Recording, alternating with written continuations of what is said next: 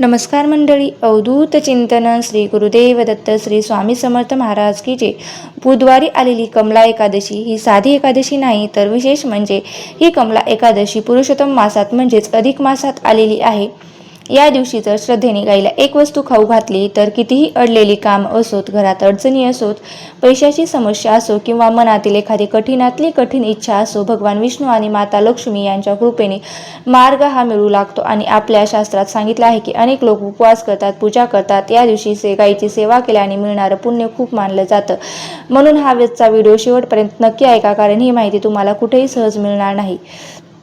बघा, आता जी येणारी एकादशी आहे ती आहे बुधवारी. म्हणून मी सध्या हा अत्यंत पवित्र महिना आहे, कारण हा अधिक मास महिना किंवा धोंड्याचा महिना आहे. त्यामुळे सध्या हा अत्यंत पवित्र आणि विष्णूंचा परमप्रिय असणारा पुरुषोत्तम मास म्हणजे अधिक मास सुरू आहे. अतिथी देवो भव. तसाच हा अधिक महिना म्हणजेच आपल्या आध्यात्मिक प्रगतीसाठी ईश्वराने दिलेली एक सुवर्ण संधी आहे. या महिन्यात केलेलं नामस्मरण, पूजा, दान, जप आणि सेवा याचं फळ हे अनेक पटीनं वाढतं. आणि या अधिक मासाच्या शुक्ल पक्षात आलेली कमला एकादशी खूपच विशेष मानली जाते. या एकादशी हा अत्यंत दुर्मिळ आणि अलौकिक योग हा आलेला आहे. आपल्या सनातन धर्मातील पुरातनात असं स्पष्ट सांगितलं आहे की अधिक मासात येणाऱ्या एकादशीचं व्रत हे श्रद्धेने केल्यास मिळणारं पुण्य हे इतर एकादशीच्या पटीने अधिक मिळतं. संसारातील दुःख, अडचणी, आर्थिक ताण, मानसिक अस्वस्थता कमी करून भगवान विष्णूची कृपा मिळवून देणारी ही पवित्र तिथी मानली जाते.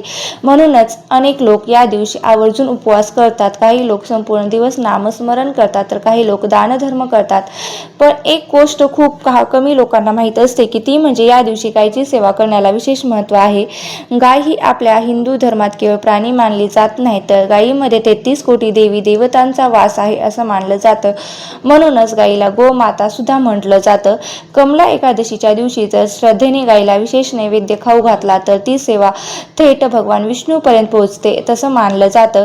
म्हणजेच काय तर उपवास करणं शक्य नाही, त्यांना मोठी पूजा जमणार नाही, अशा लोकांनी हा छोटासा उपाय श्रद्धेने केला तरीही त्याचं शुभ फळ हे अधिक पटीनं मिळत असतं. अनेकांच्या जीवनात काही ना काही अडचणी चालूच असतात. कोणाचं लग्न जमत नाही, कोणाच्या घरात सतत भांडणे होतात, कोणाच्या हातात पैसा टिकत नाही, तर काही लोकांना नोकरीत अडथळे येतात, तर काही जणांना मानसिक तणाव असतो आणि कित्येक वेळा खूप प्रयत्न करूनही कामं पूर्ण होत नाही. तर अशा वेळी माणूस पूर्णपणे थकून जातो. पण आपल्या शास्त्रात काही साधे आणि सात्विक असे उपाय सांगितलेले आहेत.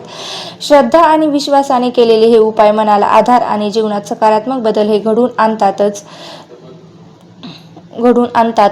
एकादशीच्या दिवशी तुम्हाला गाईला एक वस्तू खाऊ घालायची आहे आणि हा उपाय सकाळपासून रात्रीपर्यंत कधीही करू शकता, पण तो पूर्ण श्रद्धेने आणि शांत मनाने करायचा आहे. फक्त घाईघाईत आणि दिखाव्यासाठी करू नका. मनात भगवान विष्णूचं आणि माता लक्ष्मीचं स्मरण ठेवून हा उपाय केला तर त्याचं महत्त्व अधिक वाढतं. कमला एकादशी असल्यामुळे या दिवशी माता लक्ष्मीची पूजा करणं देखील खूप शुभ मानलं जातं, कारण कमला हे माता लक्ष्मीचाच एक पवित्र नाव आहे.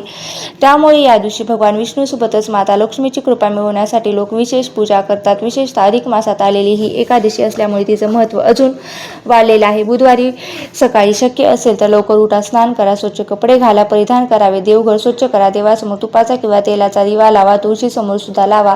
खूप शुभ मानलं जातं. आणि दिवसभरात वेळ मिळेल तेव्हा ओम नमो भगवते वासुदेवाय नमः किंवा ओम नमो नारायणा नमः या मंत्राचा जप करत राहा. घरात शांत आणि सात्विक वातावरण ठेवण्याचा प्रयत्न करा. आणि सर्व गोष्टीबाबत गाईला खाऊ घालायचा विशेष नैवेद्य असा आहे की तो कसा तयार करायचा, कोणता गाईला नेमका कशा पद्धतीने खाऊ घालायचा, तर आपण जाणून घेऊया. कमला एकादशीच्या दिवशी गाईला काय खाऊ घालायचं? जो नैवेद्य आहे तो खूप साधा आहे, पण श्रद्धेने केला तर त्याचं खूप महत्त्व मानलं जातं. अनेक लोकांना वाटतं की मोठ्या पूजा केल्याशिवाय देव प्रसन्न होत नाही, पण आपल्या शास्त्रात भावना आणि सर्वात जास्त श्रद्धेला महत्त्व आहे. म्हणून हा उपाय करताना मन स्वच्छ आणि मनात श्रद्धा ठेवणे गरजेचं आहे. सर्वप्रथम तुम्हाला देवघरात भगवान भगवान विष्णू आणि विठ्ठल, बाळकृष्ण किंवा माता लक्ष्मीचा फोटो किंवा मूर्ती असेल तर त्यासमोर बसायचं आहे. काहीच नसेल तर काही हरकत नाही, फक्त मनापासून नामस्मरण करा, कारण देव भावना पाहतात. यानंतर एक स्वच्छ ताट घ्या व स्टीलचं किंवा तांब्याचं असलं तरी चालेल. त्या ताटामध्ये थोडी हळद घेऊन छोटंसं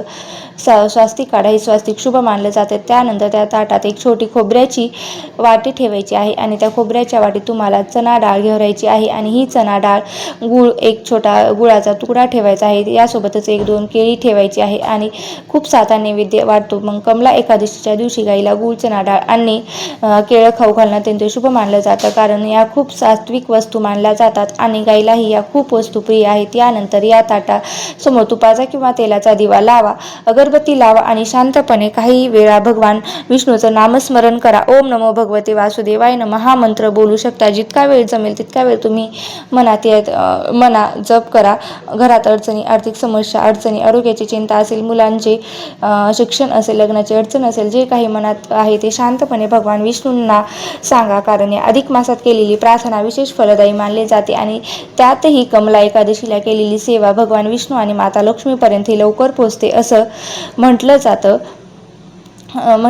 तुमच्या काही ज्या समस्या, घराजवळ गाय असेल किंवा तिथे अनोळखी कुठलीही गाय असेल तर तुम्ही नमस्कार करून सर्वप्रथम गायीसमोर हात जोडून नमस्कार करा. शक्य असेल तर तिच्या पायावर थोडंसं पाणी अर्पण करा, कपाळावर हळद कुंकू लावा आणि मग प्रेमाने तिला तो नैवेद्य खाऊ घाला. खोबऱ्याचे छोटे छोटे तुकडे करून घ्या. चणा डाळ, गूळ आणि केळ ती एकत्र करून गायला खाऊ घाला. कधीही घाईघाईत किंवा जबरदस्तीने काही खाऊ घालू नका. प्रेमाने आणि शांतपणे द्या. अनेक लोक हा उपाय करताना एक चूक करतात की फक्त वस्तू देतात पण मनात श्रद्धा नसते. तसं करू नका. गाय ही आपल्या धर्मात पूजनीय मानली गेलेली आहे, म्हणून तिच्याकडे सेवाभावाने पाहावा, कारण सेवा आणि श्रद्धा याचं फळ नेहमीच खूप मोठं असतं.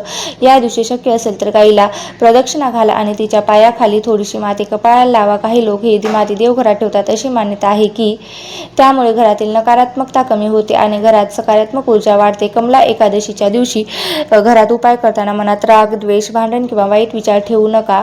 शक्य तितकं शांत राहा. कोणालाही दुखवू नका, कारण अधिक मासात केलेली प्रत्येक चांगली गोष्ट अनेक पटीने वाढते, परत मिळते असं मानलं जातं. एक महत्त्वाची गोष्ट, बुधवारी शक्य असेल तर तुळशीसमोर सकाळी आणि संध्याकाळी तुपाचा दिवा लावा आणि घरात विष्णू आणि विष्णू सहस्त्रनाम, रामकृष्ण हरी किंवा श्री स्वामी समर्थ नामस्मरण सुरू ठेवा. घरातील वातावरण खूप प्रसन्न वाटू लागतं आणि लोक विचारतात की हा उपाय केल्याने किती दिवसात फळ मिळतं. तर देवाकडे केलेली सेवा ही व्यवहारासाठी नसते, तर श्रद्धेने केलेलं प्रत्येक चांगलं कर्म योग्य वेळी फळ देतच. त्यामुळे पूर्ण विश्वासाने हा उपाय करून बघा.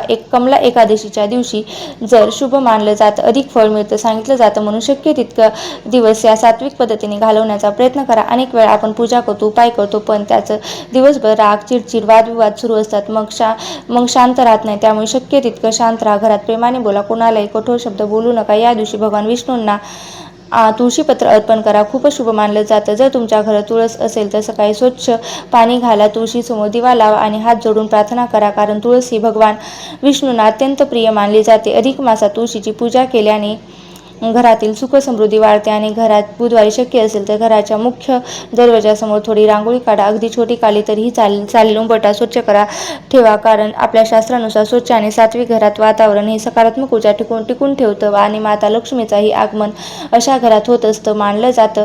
दानधर्मालाही विशेष महत्त्व आहे. तुमच्या यथाशक्ती एखाद्या गरजू व्यक्तीला अन्नदान करा, पक्ष्यांना दाणे टाका, गायला चारा द्या, एखाद्या वृद्ध व्यक्तीला मदत करा, कारण अधिक मासात केलेली सेवा, दान खूप पुण्यदायी मानलं जातं. अनेक लोक विचारतात उपवास नाही केला तरी चालेल का? हो, प्रत्येकाची परिस्थिती वेगळी असते. काहींना लोकांची तब्येत ठीक नसते, उपवास करणं शक्य नसतं. काही लोक कामावर असतात, त्यामुळे त्यांना उपवास करणं शक्य होत नसेल तर फक्त सात्विक आहार घ्या. कांदा, लसूण, मांसाहार वर्ज्य करा. तिखट मसालेदार पदार्थ टाळा आणि दिवसभरात शक्य तितकं नामस्मरण करा. एकादशीला खरं अर्थ फक्त उपाशी राहणं नाही, तर मन, विचार आणि आचरण शुद्ध ठेवणं तेही तितकंच महत्त्वाचं आहे.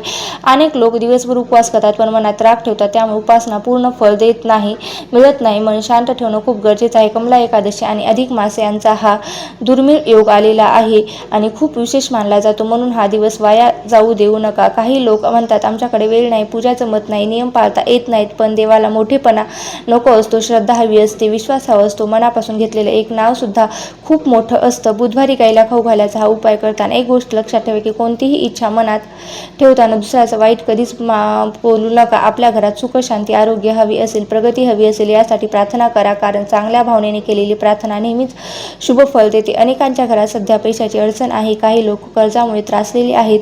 काही लोकांच्या हातात पैसा टिकत नाही. काहींची कामे वारंवार अडकतात. अशा वेळी माणूस खूप निराश होतो. पण अशा पवित्र काळात आलेले नामस्मरण आणि सेवा मनाला शक्ती देते, जीवनात आशा निर्माण करते. बुधवारी रात्री झोपण्यापूर्वी एक छोटंसं काम आवर्जून करा. देवासमोर बसून फक्त 2 मिनिटे शांतपणे श्री वैष्णवे नमः किंवा श्री स्वामी समर्थ या नामस्मरण करा आणि दिवसात झालेल्या चुकांसाठी माफी मागा किंवा क्षमा मागा. यामुळे काय होतं तर तुमचं मन हलकं वाटतं आणि घरातील शांतता टिकून राहते. तुम्हाला ही माहिती कशी वाटली नक्की मला कमेंट बॉक्समध्ये सांगा. माहिती जर आवडली असेल तर नक्की लाईक करा, शेअर करा आणि चॅनलवरती नवीन असाल तर सबस्क्राईब करायला विसरू नका. धन्यवाद. श्री स्वामी समर्थ. जय जय स्वामी समर्थ. ओम नमो भगवते वासुदेवाय नमः. ओम नमो भगवते वासुदेवाय नमः. ओम श्री वैष्णवे नमः. ओम श्री वैष्णवे नमः. श्री स्वामी समर्थ. जय जय स्वामी समर्थ.